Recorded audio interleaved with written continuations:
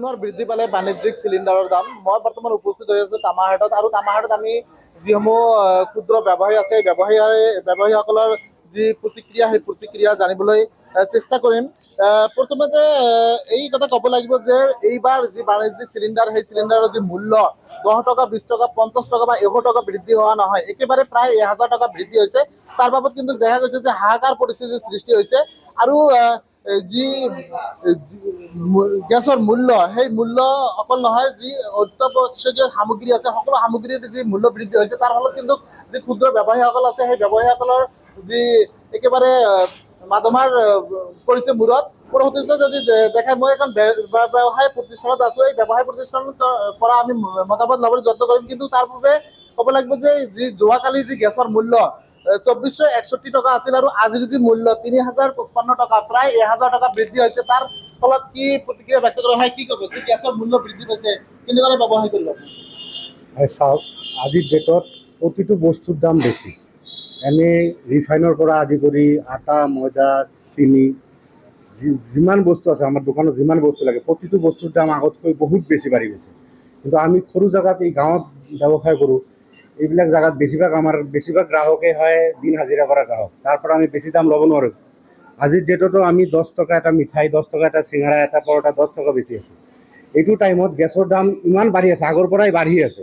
তাৰ ওপৰত যদি এটা গেছত 900 টকা 1000 টকা বাঢ়ি যায় একেবাৰে, তেনেহ'লে আমাৰ দোকান চলাব পৰা অৱস্থা নাথাকিব। কাৰণ আমিতো বস্তুৰ দাম বঢ়াব নোৱাৰিম, কাৰণ আমাৰতো বস্তুটো পাব্লিকৰ পৰাই ল'ব লাগিব, গ্ৰাহকৰ পৰাই পইচাটো ল'ব লাগিব।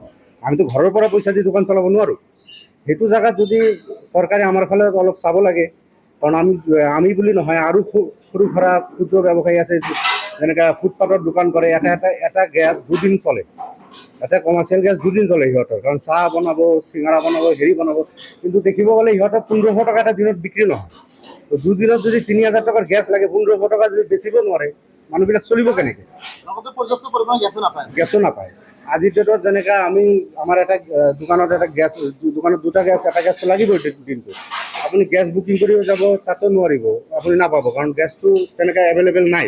সেইটো এটা প্ৰব্লেম আছে। তাৰ ওপৰত আৰু দামবিলাক যদি ইমান বাঢ়ি যায়, আমাৰো বস্তুৰ দাম বঢ়াব লাগিব।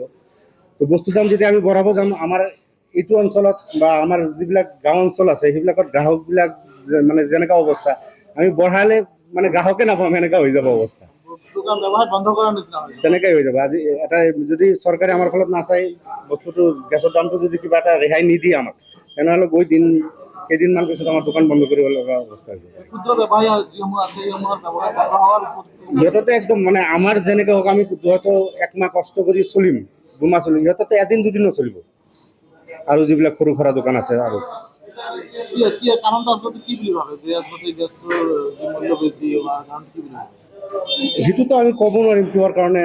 যেনেকৈ যুদ্ধৰ কাৰণে বোলে গেছৰ নাটনি হৈছে, সেইটোৱে শুনি আছোঁ, সেইকাৰণে তেনেকৈ হৈ আছে। কিন্তু যদিও বা হৈ আছে, কিন্তু আমিওতো চলিব লগা কিবা এটা ব্যৱস্থা লাগিব। চৰকাৰে এইটো আমাক চাব লাগিব।